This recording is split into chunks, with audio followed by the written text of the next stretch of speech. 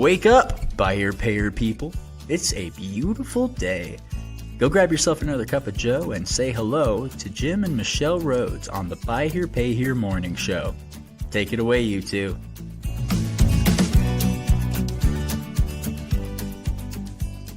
Oh, Good morning, good friends. morning. Good morning, everybody. Welcome to another White Hat Wednesday episode of the morning show. Yes. Have some really rich things to talk about today. This is another conversation that came about as a result of dialogue in a V8 meeting. We had our first V8 meeting of the month of October last night. Had a really full group because we had people sitting in from the other group, and it was really important conversation. And one of the things is our collections topic for today. But good. Yeah. I'm looking forward to diving into that. And I don't know about everybody out there in computer land. Things are just glitchy. I don't know if people are experiencing that, but it's just that things just kind of feel like things are taking longer. Things are not working properly. I've been watching a lot on social media how there's lots of things that are just kind of glitchy right now. Yeah. With all things internet and all of that cloud based. It's been an interesting. My best guess is there's a big spike in flow of data with the AI, popularity. And I'm always kind of watching the solar flashes and that kind of stuff, and we know when that happens that sometimes it just kind of interferes. You shouldn't be watching the solar flashes. I'm not watching physically. I'm watching on the glitchy devices. Oh, I see. Okay, gotcha. That makes you know sense, what it is that's happening. I don't think we really have any announcements. Just that a week from, or not a week from, this coming Monday, we have our V8 discovery meeting for people who are interested to see. It's that time, isn't it? Yeah, last Monday of the month. So if you have an interest in V8, even if you're a vendor or partner in the industry, you're welcome to sit in and kind of get a feel for how we present data and kind of the format that we use in our V8 meetings. And we have anonymized data that we talk through in that meeting. And I presented a new bit of data last night, and that's fun for me, like to be able to, I'm always striving to find ways to help dealers better visualize what's happening in their business. Yeah, you do that. And it's like, sometimes I will come downstairs and he's so deep. And when Jim is thinking deeply, he's like playing with his mustache. No wonder I have any whiskers left. And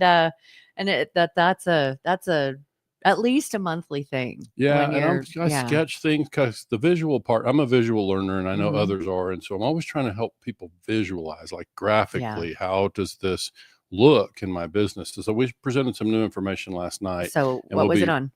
It's around what I called a banked value index. And the short version of it is we look at how much did the portfolio decrease if you take out all the extra stuff, contracts added? How much did the portfolio go down in principal in the period, and how much of that went in the bank? So just another way of slice and dice, and it's like because and that it makes sense that you do that. And I'll get to how this connects, but a really dear friend of mine is an author. And she writes a very specific genre, and it's self-improvement and all of that. And she went through this thing where she was like, I don't know if I should do this because there are so many other voices out there. I was like, The interesting thing is I am one of the listeners, and not every voice it doesn't land on me. I use the word resonate. So it doesn't wake me up and get my juices flowing and my thoughts and all of that. And so that you can take the data and slice and dice it different ways to be able to see it from a different perspective is probably super helpful to any dealer, because it's like, oh, this is a different way of looking at it. I haven't looked at it this way before. And unlike your friend, I'm not bashful about that, because I know that I have my own perspective. And as a former dealer, I'm just, and as somebody who's, worked with a lot of dealers over the years, like I have a unique perspective on this thing. And so I'm happy to share that. Yeah. And that's one thing that just makes you unique and special. I think I'm talking about, your wife and my your business partner too. So. Well, I mean, that's also what makes you special. Right. So, okay. A quick dumb joke before we dive into this thing. Just a quick one. So I'll always remember my grandfather's last words. He's, "Are you still holding that ladder?" So anyway, let's move on. He heard that one. I just used the same one over and over. So, today's topic, Yep. we've kind of touched on before, and we just really kind of dissected it in a different way this time with the help of our assistant Sage. Right.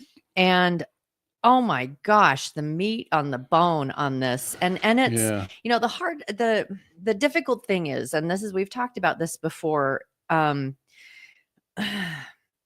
One, doing the same thing and expecting different results is the definition of insanity. Yeah, for sure. It just is. And so if you're doing something that's not working, you don't do it harder. Yeah. And things are changing, Michelle. Like, so I'll give you a quick example to frame kind of what happened in our meeting last night. One of the dealers, who's a long established dealer, decades, in business. And they asked the question of the other members, is anybody else having problems with customers ghosting them? Like, this has always been a thing of having like customers. It's elevated kind it's of elevated. thing. Yeah. Is it worse now for you? Because this dealer said, for years, we've been good at closing. We always say at closing, and when your payment comes due on a Friday or whatever, what we want is either a payment, a call, or a text. That's kind of what we expect. And it's worked for a long time. And now it's not working so much. And so the question becomes, how much of it is elevated or amplified because of life circumstances of our customers and what's happening out there, which means we need to get even better at this part that we're going to talk about today. If in fact the economy and financial struggles of our customers is making it worse, and it seems to be from our perspective. And that's something to, before we dive into this, is to understand that there is a reason why these things we've always experienced being ghosted or whatever. There's a reason why it's elevated right now. Right. And it is environmental. It's situational. That is not just an individual household, but this is economy. Yeah. This is the stuff. And so how do we, because I already know, I mean, the dealers that I've talked to, being ghosted is really frustrating.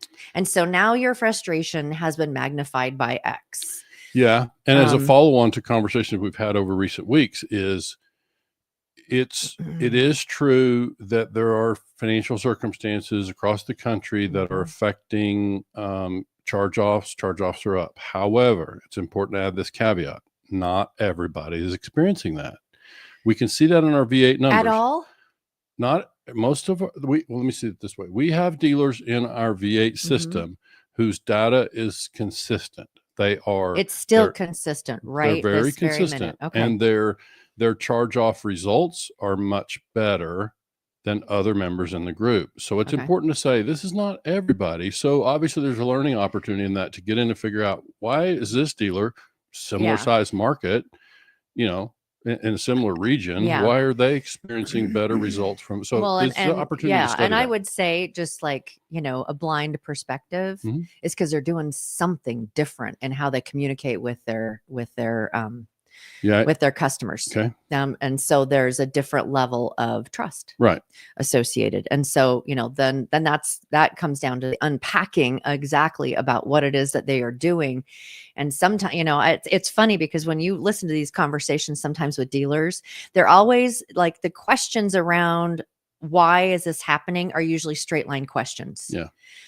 And when we can start asking squiggly line questions, it's like, how are you relating to your customer? It's like, what are you doing other than step A, step B, step C, step D? How are you doing? And this is actually a really great place to start with a lot of dealers and what they're experiencing right now. Right. And so in this, if you're okay, if I kind of go, is what does silence mean? Okay. What does ghosting mean? Let's take away the emotion. Let's take away let's just take away the emotion that's associated with it. And, one of the first things that came up, it is not rejection. Right. It's if we can start to look at it as data. Yeah. It's like, if people are doing this, then it's a really great opportunity for us to be like looking at this differently and using it as a learning opportunity. And data is about learning. And it's a straight line way of learning. And the answer may not be a straight line. And the answer may not be a straight line. And so I'm like, because yeah, yes. And it doesn't necessarily mean defiance. It means frequently, I think, a level of discomfort. Right.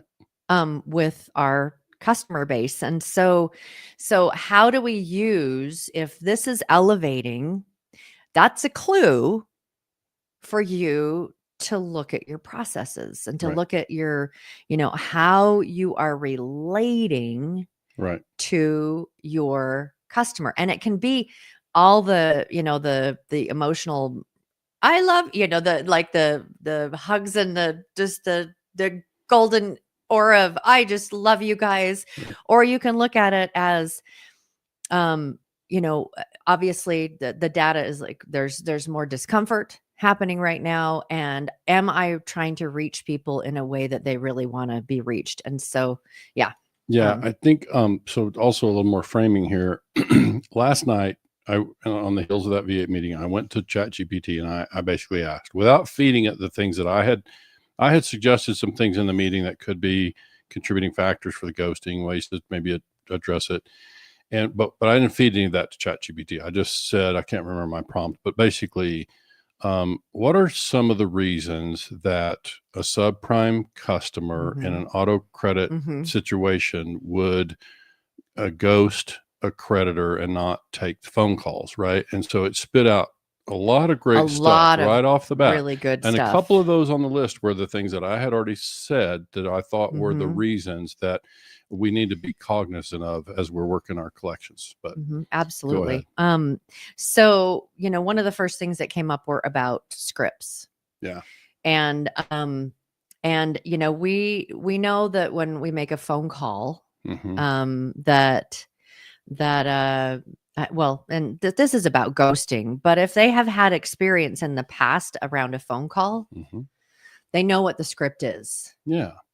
And so, because a lot of our customers, they might need a reminder, they might, whatever, and they know what the script is. You know how they know? Because an hour later they listen to the voice message. And it's the exact same thing that they knew that they were going to say. And it's like, I got the message. What is the tone?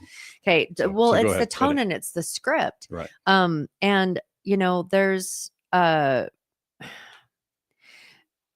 do you sound robotic in the things that you're saying? And I know that there are some really great call trainings and all of that. Maggie is one of them.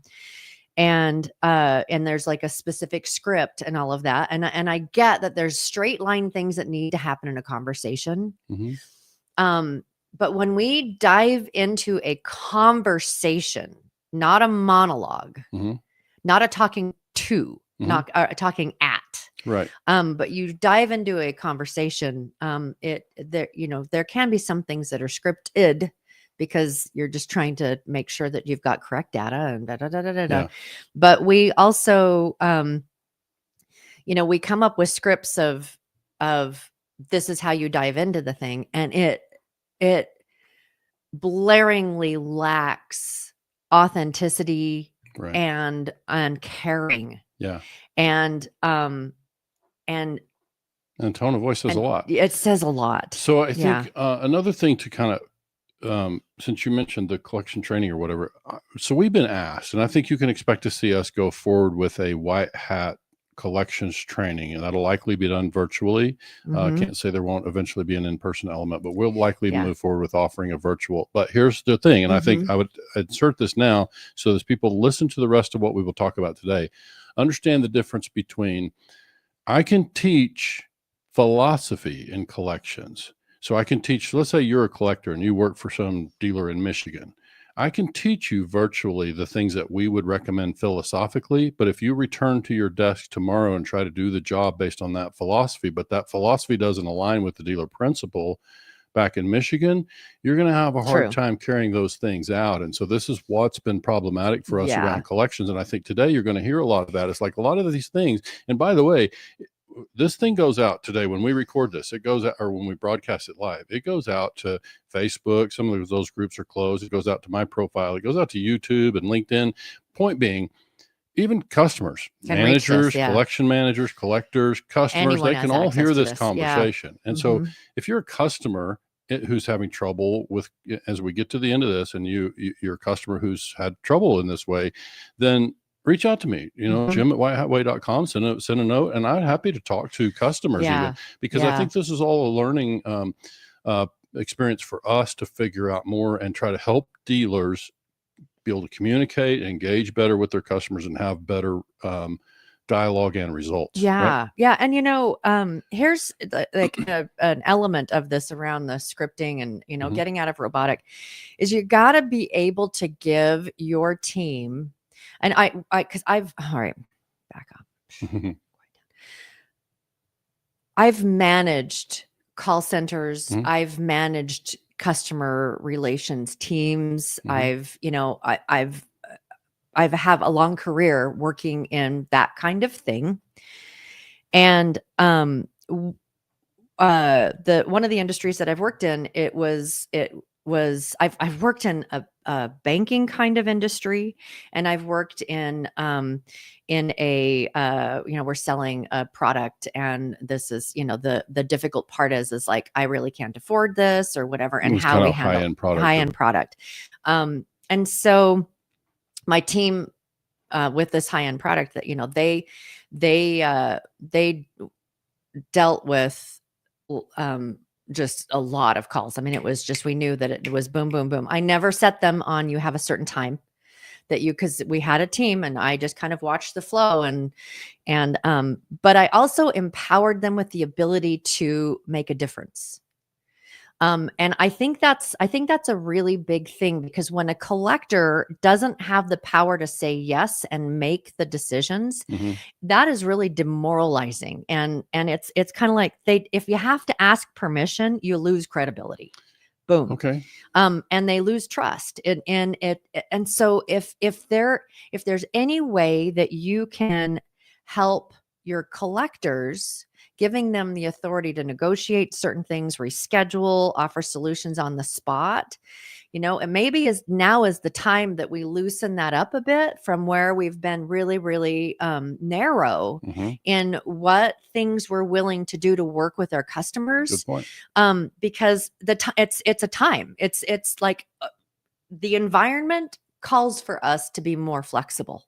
Yeah. And so you're talking about a couple of things. You're talking about policy. It's probably a good time to look at policy, and to this thing about flexibility over scripts is grant our collectors the authority to make decisions and work with customers and carve out understandings and actually have some authority to solve problems. Because alternatively, I'll give examples of, like, if I'm the customer and I call you and you say, unfortunately, are you going to make your payment today? And the most time I can give you is till Friday. Can you make your payment by Friday?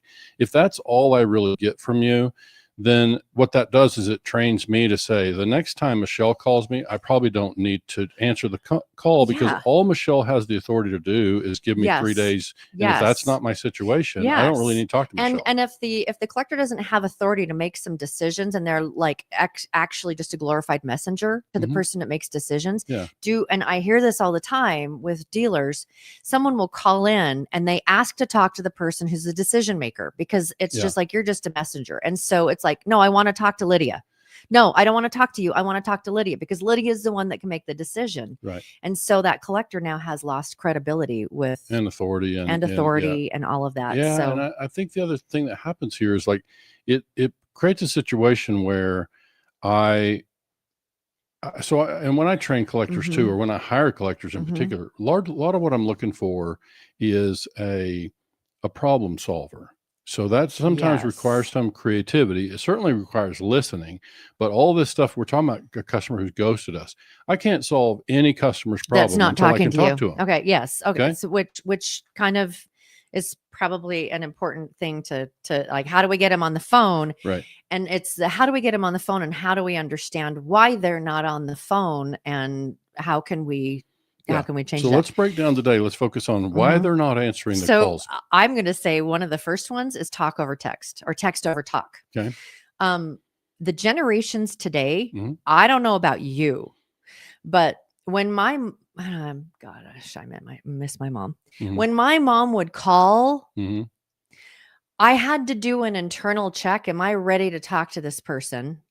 And there were times that it's just like, I'm not. And so I let it go to voicemail. And so that's just on an interpersonal thing. Right. That's not on a business thing. And so if you're not answering calls from your mom, it's like, I'm too stressed to deal with mom right now. Right. And so she didn't know how to text, which was frustrating as anything. But I would much prefer to get a text that says, hey, give me a call when it's convenient for you. I'm just, give me a call, or whatever. And so I think that I'm a Gen Xer, and many of our customers are now millennials and Gen Zs. Right. It's the younger generation. How do they communicate? They communicate not through picking up a phone. Most of them just don't. And I asked a question last night of the dealer, and I would ask the question of all dealers, like, how well can we text and communicate? Like, and the other problem, of course, that's created with text, as we all know, is sometimes tone can be misinterpreted in text. And so we need to be super careful about what we say in the language. So how do you communicate with them via text where they're getting the tone? One of the ways is to do an audio text or a video text. Sure. And so they can, because this is how some of my girlfriends and I communicate all the time. It's like they don't have time to do the thing. Yeah. So they just do a quick, hey, this, and this is what I was thinking. And Let me just pause for a minute and say, we're stepping now into testing on our white hat certified voice agents. People are going to be blown away by the tone and consistency of the AI agents. So, So, one of the things that it talked about is that, texting is a new handshake. And I really appreciated that was one of the things that came back. It's like, this is that for a lot of people, and texting actually is probably easier to track the content of a conversation than listening to voice recordings. I'm just saying. Right. So that it's just that a lot of industries, when you're dealing with people, texting is, it's like the preferred way for our customers to communicate for the most part. Well, not to mention, you have to consider the element. It's like you say that you don't want to take a call from your mom, but imagine if I'm a customer who's past due on my car payment and I'm in the car with a friend and I get a phone call.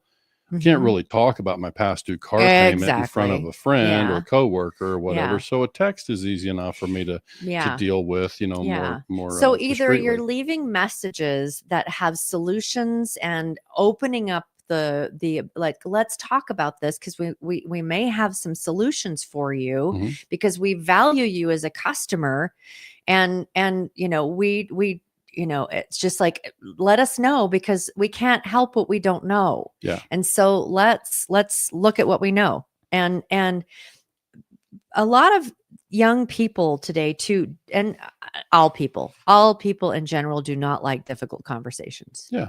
All people avoid difficult conversations to some degree. And when people that are customers that are already feeling pinched, Tommy Brandis is like, I've never known a person that can make a dollar stretch further. Well, now their dollar has to go twice as far as it did before. And so they're stressed. Right. They're stressed to the gill. And it's like, I don't know about you, but just in life in general, there are times where it's just like, I want to frickin' tap out because I'm feeling stressed about this or this or this. And then, if you're in that state where they're already hustling up as much money as they possibly can and, doing side hustles and all of that. And then they get a bill collector and it's like, all right, I don't have the money. Right. I just, the car broke down Right. or I ended up having to buy a new jacket for my kid for school or whatever. It's like, let's have. Yeah. So I think, Remember just that. to kind of finish out on the thought about flexibility, some dealers will hear the thing about flexibility and say, well, if I'm the one who's flexible, that means the rent will get paid, the groceries will get, and I won't get paid. Some dealers will hear that. And I think as long as we have that attitude, I think we can expect to see a lot of repos and have a lot of customers ghosting us, because if we're going to apply pressure, if our answer to collecting the payment is applying more pressure than the others, then I think we can expect to see a lot of repos. And when I step back, the 10,000 foot view, everyone's feeling the pressure. And so you've got car dealers that are, trying to be more flexible, give people more time. You have landlords that are doing the same thing. Mm-hmm. And where do all of these people get their funding? Right. From banks. And what banks are constricting because they don't want to be flexible. Sure. They don't. It's like, it's down to the bottom line, all of that. So this is like a trickle up thing that we're experiencing right now. And we're watching banks just constrict because they say there are things that roll downhill, right? Certain things roll downhill. This rolls uphill. And it was both. Like you feel it. Yeah. Like and the it goes dealer the feels it opposite from direction. the lender. The customer then feels it from the dealer. But I would say at the dealer level, because we're in a three-year relationship with the customer, don't know what the bank and dealer relationship is, but we know the duration of of a successful relationship with a customer. So this is about long-term thinking, as we always talk about, long game customer relations versus got to have the payment by Friday or else. That's really what we're talking about here. And so I think this is where we have to really determine, can we live with a philosophy that is more long game approach? And we'd hope we would have that established already. And so next one we need to talk about is kind of trust deposits and relationship equity. But and I'm seeing just in general, as I'm kind of watching some of this, more and more people are going back to being simple. More and more people are going back to like the basics, because it's just exhausting to try to keep up with a lot. I mean, I've got friends that have incredibly huge businesses that are like, I think it's time to just scale it all down. And because it's time for some level of simplicity. So, and I think that simplicity is also relationship. That when you have a relationship, it does make that communication easier. It makes it more simple. It just does. Right. And so, we with simplicity too, what I'm seeing is people like, they want to live somewhere where it's just quieter and it's simpler and it's just more community and it's more connection and it's more, because I'll tell you one thing that I do get about Gen Zs, they're all about community and connection. They really, really are. And they find their pockets of community and connection. And they are like, boom, this is my community. This is my connection. Well, how do we create that within our business and our book of business? So it sounds like a great opportunity for dealers. When we learn to win and communicate with that customer, we have a chance to win a lot of business. Yeah. So we're talking about, tone. We're talking about giving your collectors the ability to put more. And I didn't come full circle with this experience that I've had. I gave my team members who I knew were going to have hard conversations, training on how not to give away the boat at the first call. Okay. You don't give everything away at the first part of a conversation. You work your way through. There's a bug that's bothering Jim. You work your way through. Can you make the payment? How much can you make? And, and just kind of working through that. But I also gave them solutions that they could pull out of there. And I, as a business owner or as a leader, if we can help our team members be a hero, you have gone so far in trust with this customer. If you can be a hero, that does not mean giving away the bank. Yeah. But if you can empower your team to be a hero. Not only does it help your relationship with your customer, it helps the relationship with your collector and the customer and the collector and their job, the relationship they have with their job. If they feel like they can be a hero and do some good instead of just like, it's like the script. Where's your money? Where's your money? Where's your money? But it's like, let me be a problem solver. Let me help you in the thing. And I think another way to be the hero, another kind of analogy to think about is, if I can become a skilled, first of all, listener, the biggest part of being able to have, because where my mind is landed is, if I can become more of a skilled listener, that lets me move toward being a surgeon of sorts. Because what I don't love is our collectors having a big stack of Band-Aids on their desk where all they really do is a Band-Aid to get us to the next payment and the next payment. There's always going to be a degree of that. But when I always like to try to solve problems in the most permanent way possible, so that, because the customer doesn't want to feel the stress of being behind. Okay. Right. And so I'm looking for ways to solve the problem in the most permanent way possible. And the only way I can really do that is, first of all, I have to be able to talk to the customer. Second, I have to be able to listen and fully understand, which means I don't need to rush into getting them to promise me a payment by Friday. I need to make sure I understand the whole situation well enough. Which is draining, though. I mean, it's like when you bring in emotion into something too, it can be draining. Of course. But yes, it's about that. But I can't meaningful be a hero. Contact. I can't connection. be a hero. Just, Yeah. And I also don't want to create a precedent where the customer says, because we know our customer, when we give them an inch, sometimes they take that mile. And so we've got to be careful, right? We got to manage this well. But I'd say, what we're talking about today is being ghosted. Like they're not talking to us. So it doesn't matter what Band-Aid, surgical, it doesn't matter. We can't do anything until we can actually communicate with the customer and know what's going on. And this is really, when we're experiencing a lot of it's like there's more of a wall right now with our customers, more and more ghosting. It is a beautiful opportunity for you to connect with them outside of a collection call. It really, really is. It's just like, dealers, if you haven't started making trust deposits with your customers, now is the time. And it's worth the bandwidth. It's worth, bringing someone in to make the calls, just like, hey, I'm just checking up. It's seeing how you were doing. And, we value you as a customer. If you ever hit a roadblock or whatever, we know that you're going to make us a priority, and that your intention is to pay the bill and all of that. But if there's something comes up,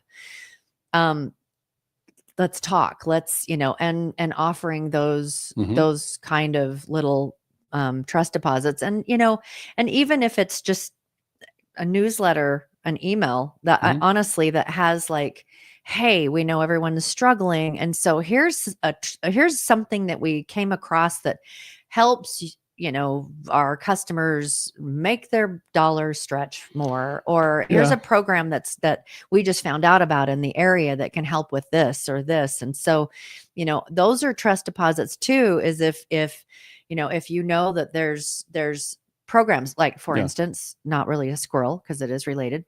There is there's an organization that we pass on the main street down here, and we see all these people with wagons, and it's just like a line that goes a block and down, and it's just this warehouse. And we, for a year, we were like, what is this? Because we would see people leaving with the wagon with all this food. And it is an organization that picks up all of this produce and all this stuff. And anyone who needs help, and they do this weekly, anyone who needs help with their groceries, come in, and if you can make a donation, make a donation. But if you can't, you can leave with it, because we prefer you eat. Now, as a dealer, if there are places like that that maybe your customer doesn't know, throwing something like that in a in an email that says, hey, or maybe I'm partnering up with this thing and helping out some. So, whatever, that so that they know that we know that dollars are tight. How can we, here's a program for heat. Here's a program for this. We know that dollars are tight. We want to be able to help you, and we want you to be able to honor your obligations. And I know that you want to honor your obligations. So how can we help alleviate in different ways too? I think dripping resources and education to customers is certainly a way to make trust deposits and earn some relationship call, equity. Though, but I think where my mind goes on this thing about this, your local food bank or whatever.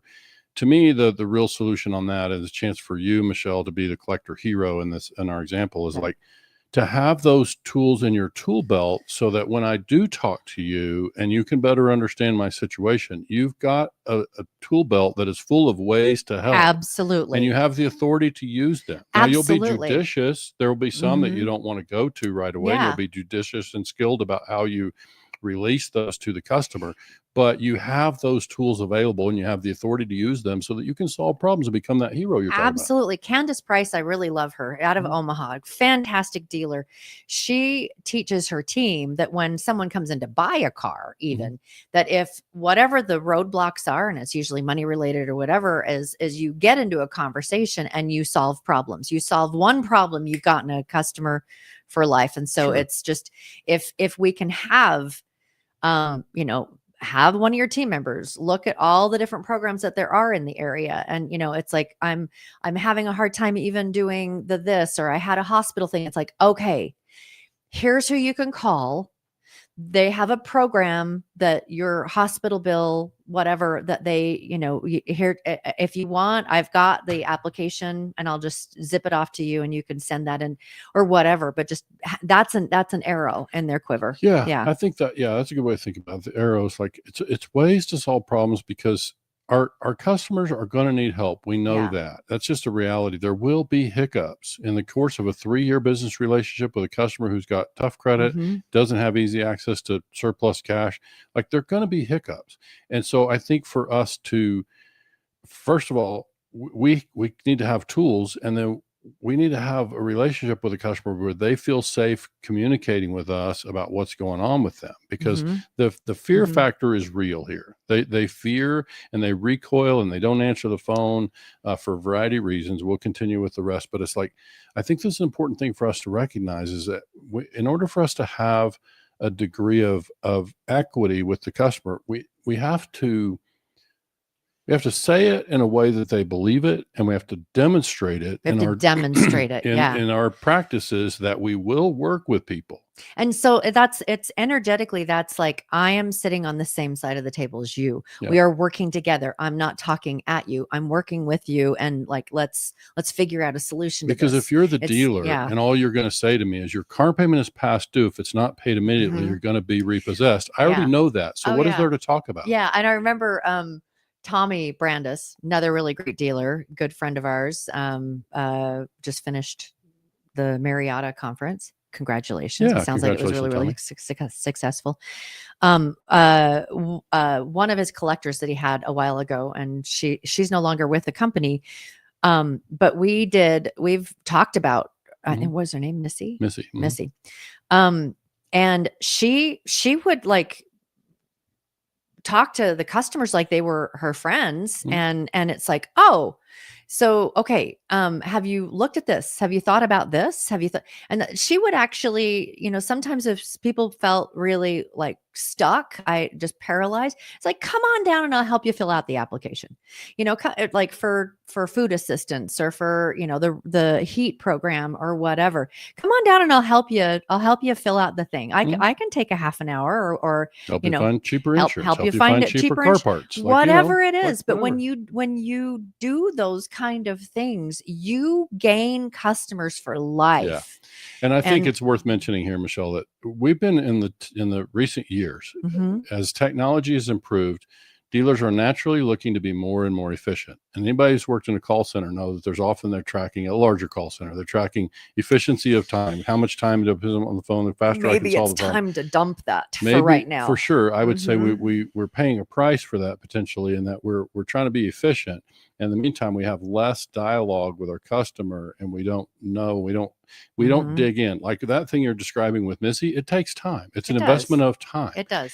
But I'm saying it's an appropriate investment in this stage. If you saw the repo charts on some of our V8 members, like it's the investment of time. Had you been able to hire another collector and spend more time with our customers, or hire a customer advocate. So it's, even if the collectors, one of the arrows in their quiver, hey, can I get someone, I'm going to get so-and-so on the line and loop them in, because this is the person in our dealership that will help you with these things, and that you become a team, a family, and not just an individual. But that's a very different energy than passing the buck.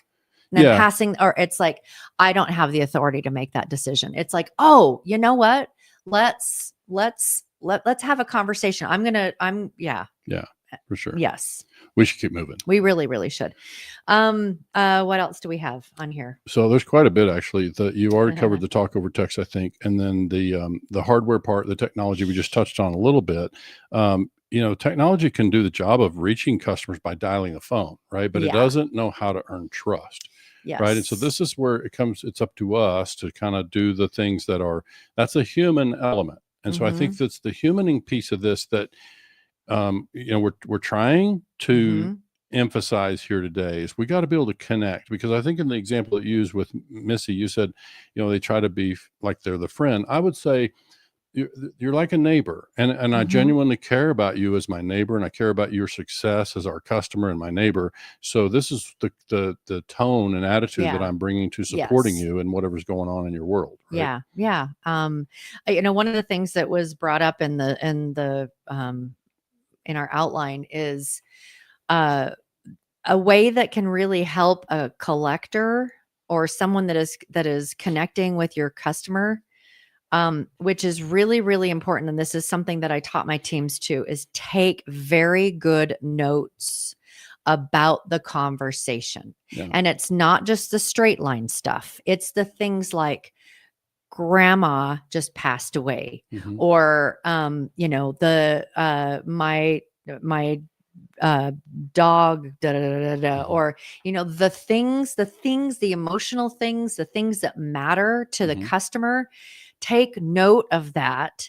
Get your team in the practice of taking good notes. And I taught my team, you can take notes while you're talking, and it just takes practice, but you can take notes while you're talking and typing the stuff in. And so you're talking to them and having a conversation, but you're taking the notes, and then having the next time there's an interaction, that you, like, if it's an outbound, you have reviewed the notes. You know what is going on in this person's life. Yeah. And, maybe your own notes, but you talk to so many people that you don't remember all the notes, but something that's in their life and you reference it in the conversation. Good. Because that is thank you. Yeah. Thank you. Well, because the alternative can be an equity withdrawal. Like if I spend a lot of time with a collector in week one, and then 2 or 3 weeks later, I'm talking to somebody else and they have no clue, and now I'm having to recite the whole thing over again. That's a withdrawal. Like that's like, I don't have any relationship with this company. Yeah. And so this is where the continuity can come into play and kind of build on that. And it can be, if there's certain things that you are required to verify, it can be playful. Yeah. It's like, okay, so let me just get through this stuff real quick, and then we can get to the meat of the conversation. I just got to make sure.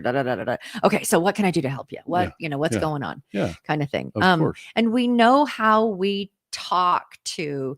You said like just a good neighbor. So a friend, a lot of times you're emotionally invested, and we don't want our team members to be emotionally invested, but we want our team members to want to help their neighbor. Right. And that if it doesn't work out, it's like, oh, well, that sucks, but not that they're going to go home and cry and they're, you know, for whatever, but to be to be a good neighbor, to talk to use the tone, to use the cadence, to use the asking questions and being really genuinely interested in the answer to the question, being genuinely interested in what is happening and obviously, you know, we know there's always the customer that will just spill their whatever. And so these are training opportunities for your collectors on how you bring it back to the thing and, you know, shut down a monologue to get back to the thing and without being uncaring. This is where those kind of skills, those are the skills that every collector should be taught. Those are the skills, and not follow the script, say the thing, do the stuff. It's like, how do you bring the conversation back in a gentle and kind and loving way? How do you, it's that grandma kind of, let me tell you, like firm but loving. It helps to make sure we actually have collectors on our team who truly care.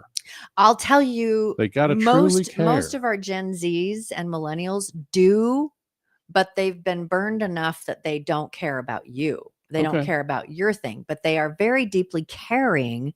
And that's where it's like that community and that tribe. And so how do you create a culture in your business where they can express that caring, they can feel like they're cared about, so that they can in turn give that to others. And there's a lot to unpack on that one. Yeah, for sure. And I think it's important before we wrap up to kind of share that. I think a lot of dealers out there would hear this conversation and they'll think, well, Jim and Michelle just really haven't done this. They haven't worked in these trenches and heard this. Because I'll give you an example. Okay. You said, make a note in the thing that the grandmother passed away. Well, sometimes you're making a note that the grandmother passed away again. Okay. So my point is that this can be a really frustrating job for a collector, right? And so this is really where the AI starts to come in. And this is why I think AI will do a better job in the end of a lot of these things. And I'm simply saying that the customers do have some behaviors and practices that frustrate. Okay. So that can be definitely part of what builds up for a collector who's been in the chair for very long. So the challenge becomes, how do we get past that? Ask yourself, why did the customer lie to me about their grandmother passing? Why? So this is what we have to understand is what put them in a place that felt like they had to lie. Why don't you ask them? Yeah. Because we can say like, why did they? But just say, hey, I'm looking at the notes, and I've noticed that you've had 4 grandmas pass away in the last year. What's going on? Okay. Because that, I mean, it's like that's easier to do if you have a little equity with the customer. It absolutely is, and it's also about delivery. It's not about you're lying. It's like, hey, you know, it's not being able to make your payment is an uncomfortable place. And so sometimes we just pull out what can create the most sympathy. And so I recognize that that's been something that has been a pattern, but let's talk about, you know, we need to get to the bottom of how do we make this agreement work for both of us, and recognize that life happens and all the stuff. And so how can we work together to make this work? And it sucks to lose a parent. I'm kind of feeling like, you know, it's that this is something that you're pulling out because it just that gets me off your back. Right. And I get it. It's hard. Yeah. It's, I do. So how can we just move forward and, you know, just let me know really what's going on, and we can figure out, because I can't help with the death with a grandma that died. But I can help with this and this and this. And that was actually one of the things that was kind of cool with my team. I had like up to 20 people at any given time, and they're dealing with people that want a refund because they realize they can't afford the thing.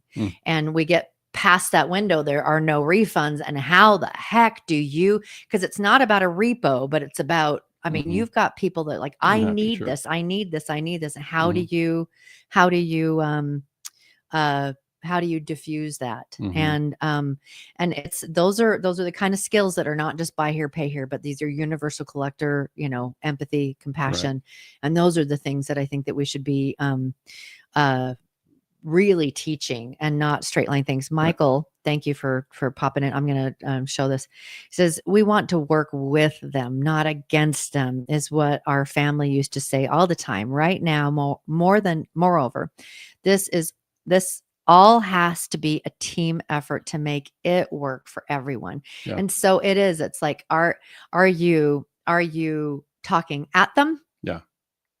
Or are you having a conversation with them? Good. And being a good listener. Sure. In the midst of that conversation. No, I think that's all true. I think, and as a dealer myself, of course, it was part of our marketing, it was part of our closing. We really pushed hard for honesty. We my theme in our dealership was, we're big on honesty and low on down payments, was kind of the theme. And so, but we did really emphasize honesty, closing process, underwriting, right on into the collection. We got to set the stage, and you start the relationship from a place of trust. So that takes a little effort. And let's get back to the inefficiency things. Like in order to do this, sometimes you got to slow a customer down, and you got to have a real frank heart-to-heart conversation before you hand over the keys to the car, get to know them, and drive home this idea that you work with people. But one of the things that I would be looking for, and one of the things, if I were training a team of collectors in my own dealership, it'd be, I think it's okay for us to expect honesty. It's okay for us, but we have to earn it. We have to do our part to make sure that we create a platform. And so, trust goes both ways. And so we have to make sure that we do our part, and then we can hold the customer accountable to being honest with us. And now we can solve a problem, but they got to be able to be frank with us. They got to be clear about what's going on, right? In order to, and the burden is on us. It is. The burden is on us. It is not on the customer. The burden is on us to develop a relationship and develop a transparent relationship, develop trust. Sure. The burden is on us. Yeah. And if we're handed a grab bag of distrust from the gate. Distrust, because these are those that they unbankable, and they've probably had a repo in their past, or whatever. It is on our shoulders to develop trust. And so it's the same principle of, you can choose if someone's going to be difficult to write them out of your life, like in a personal thing, or you can choose with someone that you want to have a relationship with, to find ways to develop a relationship with them. For sure. And honey, I think this fly has got something to say. I think it's trying. There you go. It's come to the microphone. I know you speak fly. Maybe you can interpret for us. So translate, find out what Michael, the fly thank has you. To and share. I just you did mention that you just came from Mid-Atlantic, and I don't understand the last part of the message. Just came from Mid-Atlantic. Was universal all over. Not sure what that means, but but I'm sure it was a great conference. Yeah, and so hats off to Tommy and all of that. So just to wrap things up, if we keep dialing harder instead of listening deeper, we will keep getting ghosted. But when we start showing customers that we're on their side, that's when they finally will start calling back. Listen. Have solutions available. Be prepared to work with people. If we're just going to demand payments, you're going to end up with a lot of repos. It's just not a hard thing to understand. This is a relationable, the solution to this is in relationship. Yep, absolutely. Yeah. All right. What else do we got? I think we should close there. Reminder, Monday, 5:30 Mountain Time, 7:30 East. For those people who want to sit in on a V8 meeting. If you've been thinking about it, great opportunity, just kind of get a feel for, and one of the things that I'm so grateful for, this has been Jim's brainchild, and I've been able to sit back and watch, is that there really is a, Jim has to his core, to his heart, it's like this information, it's data, and data should help all dealers. Yeah, because we're all in the boat together, and we're all trying to help the same segment. That's what White Hat Way is working on. Yeah, absolutely. Hey, everybody, thanks so much for joining. We know you've got stuff to do. We're probably, some of you guys are listening in and out from an auction, all of that. Thank you for taking the time. You can find us on YouTube. We are all over social media. And if there's anything we can do to help, please reach out, Jim at whitehatway.com. Have a great day, everybody. Thanks again for joining.